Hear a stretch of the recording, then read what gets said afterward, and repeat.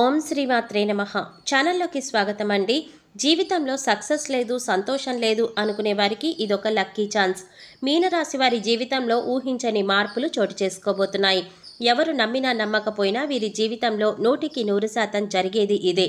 స్త్రీ రుణ శాపం కారణంగా మీనరాశి వారి జీవితంలో 2024వ సంవత్సరంలో ఎటువంటి ఫలితాలు పొందబోతున్నారు?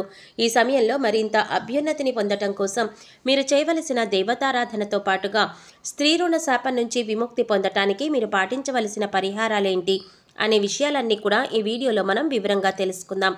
కానీ అంతకంటే ముందుగా మీరు కనుక మన ఛానల్ ఇప్పటివరకు సబ్స్క్రైబ్ చేసుకోకపోతే సబ్స్క్రైబ్ చేసుకొని పక్కనే వచ్చిన బెల్ ఐకాన్ నొక్కి ఆల్ సెలెక్ట్ చేసుకుంటే మేము ఇలాంటి వీడియోస్ అప్లోడ్ చేయగానే ముందుగా మీ మొబైల్కి నోటిఫికేషన్ వస్తుంది.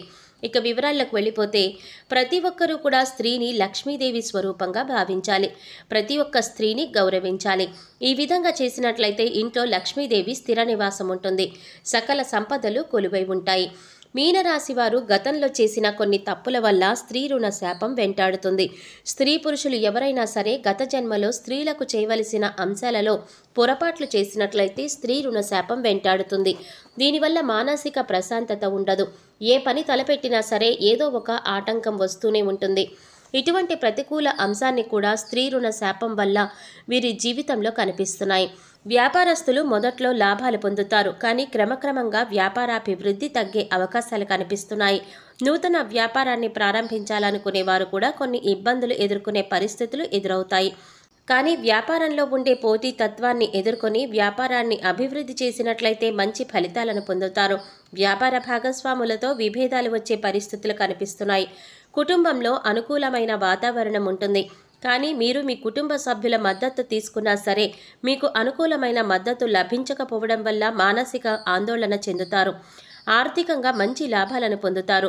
రియల్ ఎస్టేట్ వ్యాపారం చేసేవారు, ఆన్లైన్ షేర్ మార్కెట్లో పెట్టుబడులు పెట్టేవారు ఈ సమయంలో మంచి లాభాలను పొందుతారని చెప్పవచ్చు. స్పెక్యులేషన్ చేసేవారు ఈ సమయంలో జాగ్రత్తగా ఉండాలి. అంటే తక్కువ రేటు ఉన్నప్పుడు వస్తువులను కొనుగోలు చేసి వాటిని నిల్వ చేసి అమ్ముకునే వ్యాపారస్తులు ఈ సమయంలో ఆహార ధాన్యాల పట్ల జాగ్రత్తగా ఉండాలి. లేదంటే ఆర్థికంగా నష్టపోయే అవకాశాలు కనిపిస్తున్నాయి. వ్యాపారంలో పోటీతత్వం అధికమవడం వల్ల వ్యాపారాభివృద్ధి కాస్త ఆలస్యమవుతుంది.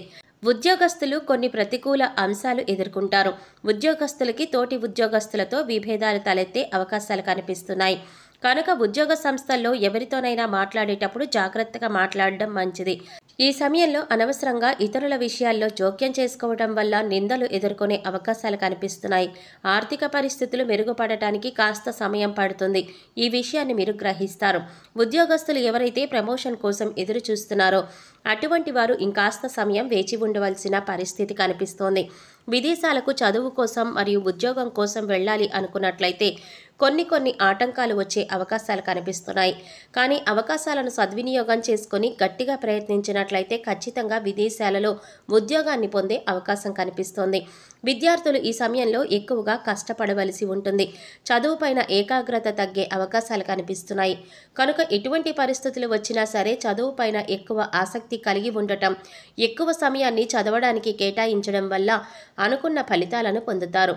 పోటీ పరీక్షలకు ప్రిపేర్ అయ్యేవారు ఈ సమయంలో ఎక్కువగా ప్రయత్నించవలసి ఉంటుంది. స్త్రీ రుణ శాపం నుంచి విముక్తి పొందటానికి మీ జీవితంలో ఉన్న స్త్రీల పట్ల గౌరవ మర్యాదలను కలిగి ఉండాలి.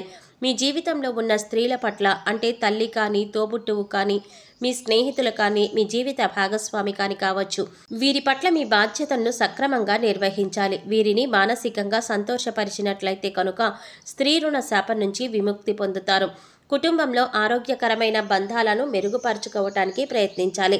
కుటుంబ సభ్యులతో ఏదైనా విషయాన్ని చర్చించేటప్పుడు కోపం పడకుండా సహనంతో వ్యవహరించటం మంచిది.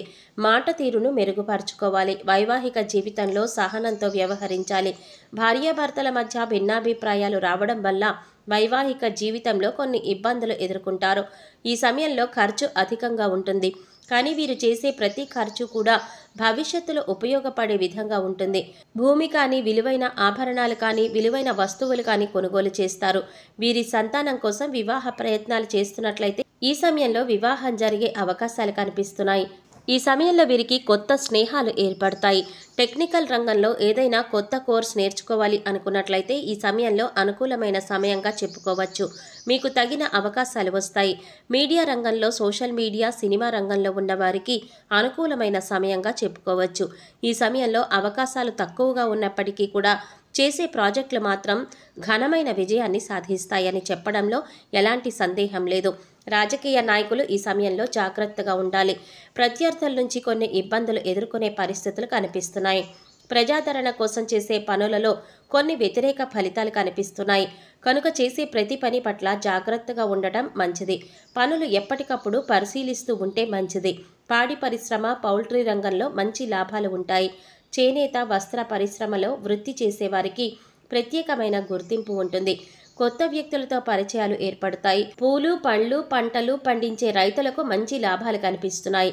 ఎప్పటి నుంచో సంతానం కోసం ఎదురు చూస్తున్న వారికి సంతాన ప్రాప్తి కలుగుతుంది. చిట్ ఫండ్స్, ఫైనాన్స్ రంగంలో అనుకూలమైన ఫలితాలు కనిపిస్తున్నాయి.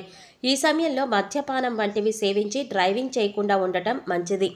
లేనిపోని అవాంతరాలు మీకు మీరే సృష్టించుకున్న వారవుతారు. ఇబ్బందులు కొని తెచ్చుకోవద్దు. విదేశాలలో నివసించే వారికి స్థిర నివాస యోగం కనిపిస్తోంది. కోర్టు వ్యవహారాలలో అనుకూలమైన తీర్పు వస్తుంది. ఆరోగ్యం విషయంలో ఎప్పటికప్పుడు జాగ్రత్తలు తీసుకోవటం మంచిది. ఈ సమయంలో వీరికి తాత్కాలిక అనారోగ్య సమస్యలు వచ్చే అవకాశాలు కనిపిస్తున్నాయి. ఏదైనా అనారోగ్య సమస్య వచ్చిన వెంటనే డాక్టర్ను సంప్రదించడం మంచిది. ప్రతిరోజు వ్యాయామం చేయటం మంచిది. ఎవరికైనా అప్పు ఇచ్చినట్లయితే ఆ డబ్బులు వసూలు చేసుకోవటం చాలా కష్టతరమవుతుంది. సంపాదనకు మించిన ఖర్చులు ఉంటాయి. పొదుపు చేయాలని ఆలోచన అధికంగా ఉంటుంది. కానీ ఊహించని ఖర్చులు రావడం వల్ల ఆర్థికంగా కొన్ని ఇబ్బందులు ఎదుర్కొంటారు. ఈ సమయంలో ఆధ్యాత్మిక భావన ఎక్కువవుతుంది. పుణ్యక్షేత్ర సందర్శనాలు చేస్తారు. గతంలో వృత్తి, ఉద్యోగ, వ్యాపారంలో ఎదుర్కొన్న నష్టాలు, చిక్కులు అన్నీ కూడా తొలగిపోతాయి. సాఫ్ట్వేర్ రంగంలో ఉన్న వారికి ఈ సమయంలో చాలా అద్భుతంగా ఉంటుంది. ఈ సమయంలో మరిన్ని శుభ ఫలితాలు పొందటం కోసం మీరు చేయవలసిన దేవతారాధన చూసుకున్నట్లయితే ప్రతి శుక్రవారం రోజు శ్రీ మహాలక్ష్మీదేవిని ఆరాధించాలి. ప్రతిరోజు ఆదిత్య హృదయాన్ని పారాయణ చేసి ఎర్రచందనం నీళ్లతో సూర్యుడికి అర్ఘ్యాన్ని సమర్పించినట్లయితే విశేషమైన అభివృద్ధిని సాధిస్తారు. ప్రతిరోజు విష్ణు సహస్రనామాన్ని చదవడం లేదా వినడం వల్ల వీరి జీవితంలో ఉన్నత స్థాయిని చేరుకోవటానికి తగిన అవకాశాలు వస్తాయి. సుబ్రహ్మణ్యేశ్వర స్వామివారిని ఆరాధించడం వల్ల ప్రారంభించిన పనులలో మంచి విజయాన్ని సాధిస్తారు. శుక్రవారం రోజు లక్ష్మీదేవి అమ్మవారికి బెల్లంతో చేసిన పొంగలిని నైవేద్యంగా పెట్టినట్లయితే అష్టైశ్వర్యాలు కలుగుతాయి. తమ జీవితంలో విశేషమైన అదృష్టాన్ని సిద్ధింపచేసుకోవచ్చు. సోమవారం రోజు మహాశివుడికి జాజిపూల మాలను సమర్పించడం వల్ల పరమశివుని అనుగ్రహం లభిస్తుంది. ఈ సమయంలో స్త్రీ రుణ శాపం నుంచి విముక్తి పొందటానికి మేషరాశి వారు పాటించవలసిన పరిహారాలు చూసుకున్నట్లయితే నవగ్రహ ప్రదక్షిణలు చేయటం వల్ల అనుకూలమైన ఫలితాలను పొందుతారు. ఎరుపు రంగు గోవుకు 9 మంగళవారాలు, ఒక్కొక్క వారానికి 450 గ్రాముల కందులు నానబెట్టి దానాగా పెట్టాలి. 5 కేజీల బెల్లాన్ని వీలైనప్పుడు దానంగా ఇవ్వడం వల్ల ఆర్థిక సమస్యల నుంచి బయటపడగలుగుతారు. మంగళవారం మరియు శుక్రవారం రోజు ఇంట్లో సాంబ్రాణి ధూపం వేయటం వల్ల ఇంట్లో ఉండే నెగిటివ్ ఎనర్జీ అంతా తొలగిపోతుంది.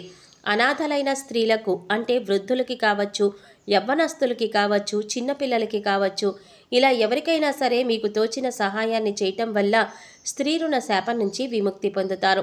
విద్యార్థులకు పుస్తకాలను ఇవ్వడం వంటివి చేయటం వలన మంచి ఫలితాలను పొందుతారు. మీకు వీలైనప్పుడు అనాథాశ్రమంలో లేదా పేదవారికి అన్నదానం చేయటం వల్ల విశేషమైన శుభ ఫలితాలు పొందుతారు. గోమాతకు కూరగాయలు, క్యారెట్, బీట్రూట్ వంటి దుంపలు తినిపించడం వల్ల అనుకూలమైన ఫలితాలను పొందుతారు. సో చూశారు కదండి, స్త్రీ రుణ శాపం కారణంగా మీనరాశి వారి జీవితంలో ఎటువంటి ఫలితాలు పొందబోతున్నారు. ఈ సమయంలో మరింత అభ్యున్నతిని పొందటం కోసం మీరు చేయవలసిన దేవతారాధనతో పాటుగా స్త్రీ రుణ శాపం నుంచి విముక్తి పొందటానికి మీరు పాటించవలసిన పరిహారాలేంటి అనే విషయాలన్నీ కూడా ఈ వీడియోలో మనం వివరంగా తెలుసుకున్నాం కదా. ఈ వీడియో మీకు నచ్చినట్లయితే లైక్ చేసి మీ ఫ్రెండ్స్ అండ్ ఫ్యామిలీ మెంబర్స్లో మీనరాశి వారు ఎవరైనా ఉంటే వారితో మర్చిపోకుండా ఈ వీడియోని షేర్ చేసుకోండి. అలాగే ఇప్పటి వరకు మన ఛానల్ కనుక సబ్స్క్రైబ్ చేసుకోకపోతే సబ్స్క్రైబ్ చేసుకొని పక్కనే వచ్చిన బెల్ ఐకాన్ నొక్కి ఆల్ సెలెక్ట్ చేసుకుంటే మేము ఇలాంటి వీడియోస్ అప్లోడ్ చేయగానే ముందుగా మీ మొబైల్కి నోటిఫికేషన్ వస్తుంది. మరో చక్కటి వీడియోతో మళ్ళీ కలుసుకుందామండి. ఓం శ్రీ మాత్రే నమః.